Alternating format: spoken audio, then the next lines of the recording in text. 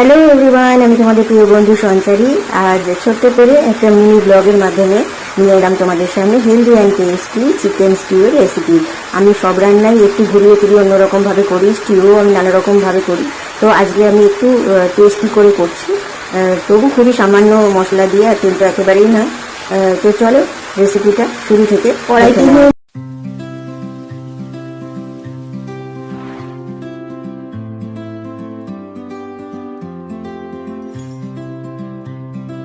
নিয়েছি তেজপাতা, দারচিনি, ছোট এলাচ। এরপরে বেশ কিছুটা পরিমাণ বাটার এর মধ্যে দিয়ে দেবো। বেশ কিছুটা দিয়ে দিয়েছি, এটাতেই হয়ে যাবে। দিয়ে দিলাম আদা রসুন কুচি, মানে গ্রেট করা আদা রসুন, গ্রেটেড আদা রসুন দিয়ে একটু হালকা নাড়িয়ে চাড়িয়ে নিচ্ছি।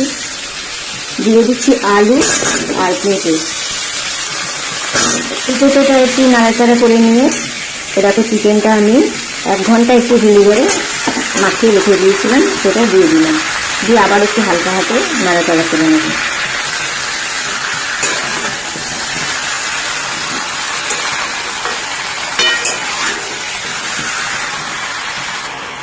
দিয়ে দিচ্ছি ডুমো করে কেটে রাখা পেঁয়াজ। পেঁয়াজটা আর একটু আগে দিলেও হয়, তো আমি এখন দিলাম, একটু ভুলে গেছিলাম। কিছু হবে না, মিশিয়ে যাবে এর মধ্যে। কালারের জন্য দিয়ে দিচ্ছি একটু হলুদ। হলুদটা অপশনাল, না দিলেও চলে।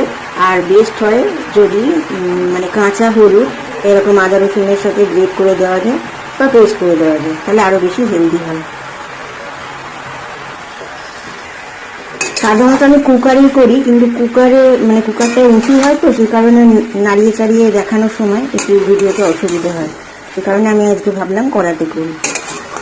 আমাদের তো প্রায় দিনই চিকেন হয়, তো কখনো খুব কষিয়ে, আবার কখনো এমনি পাতলা ঝোল। তো আজকে ভাবলাম অনেকদিন এইভাবে করা হয়নি, তাই এইভাবে করছি। একটা নাড়িয়ে চাড়িয়ে নেওয়ার পর দিয়ে দিলাম গাজর, টমেটো আর ক্যাপসিকাম দিয়ে এবার ভালো করে মিক্স করে নিতে হবে।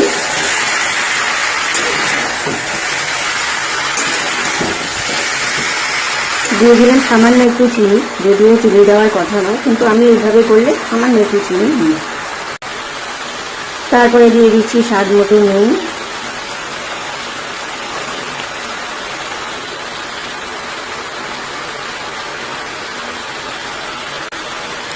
দিয়ে দিলাম বেশ কিছুটা পরিমাণ গোলমরিচের গুঁড়ো।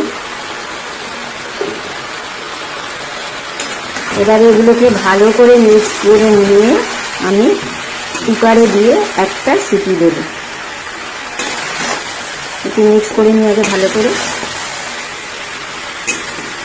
তারপরে আমি একেবারে কুকারে সিটি দিয়ে নিয়ে ফিরে আসছি তোমাদের সঙ্গে। আর হ্যাঁ, দিয়ে দিলাম কিছু চেরা কাঁচা লঙ্কা।